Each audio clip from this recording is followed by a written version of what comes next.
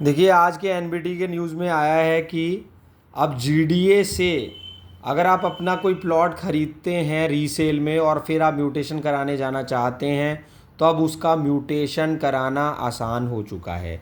आपने किसी से प्लॉट ख़रीदा, उसकी रजिस्ट्री हो गई तहसील में, फिर आपको अप्लाई करना होता है म्यूटेशन के लिए गाज़ियाबाद विकास प्राधिकरण में।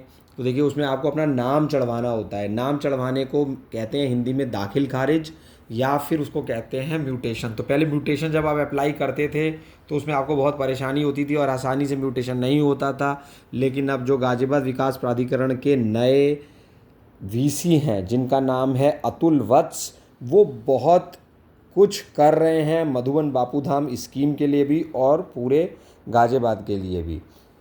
तो उसमें जो भी परेशानी होती है, उनके पास बहुत सी शिकायतें जा रही थी कि म्यूटेशन होने में दिक्कत आ रही है। देखिए, अब नामांतरण की प्रक्रिया को सरल किया गया, इससे पब्लिक को म्यूटेशन करवाना आसान हो जाएगा।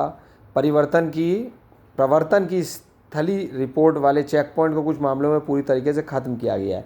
देखिए, तरह तरह के क्लॉज होते थे कि ये कागज़ लाइए, वो कागज़ लाइए। अब आप समझिए कि आपने प्लॉट तो ख़रीद लिया जैसे तैसे करके, और फिर जब आप उसमें नाम चढ़वाने जाते हैं अपना जीडीए में, तो वहाँ पर आपको जो परेशानी होती थी, अब उससे छुटकारा दिलाने के लिए वीसी ने बहुत सारे ऐसे नियमों को ही ख़त्म कर दिया है जिससे कि आपको म्यूटेशन कराना आसान हो जाए। अब मधुबन बापूधाम में भी जीडीए का एक ऑफ़िस खोल दिया गया है। जैसे एक ऑफ़िस तो बन रहा है, सी ब्लॉक में बहुत बड़ा ऑफ़िस बन रहा है, लेकिन अतुल वत्स जो कि पहले अलीगढ़ में पोस्टेड थे, अभी फ़िलहाल वो गाज़ियाबाद विकास प्राधिकरण के वाइस चेयरमैन हैं। तो आए दिन उनकी कुछ ना कुछ न्यूज़ आती रहती है कि उन्होंने क्या बेहतर प्रयास किया। तो ये भी एक प्रयास है।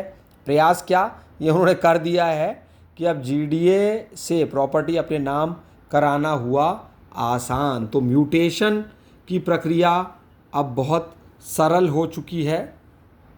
जल्द से प्लॉट खरीद लीजिए कोई भी।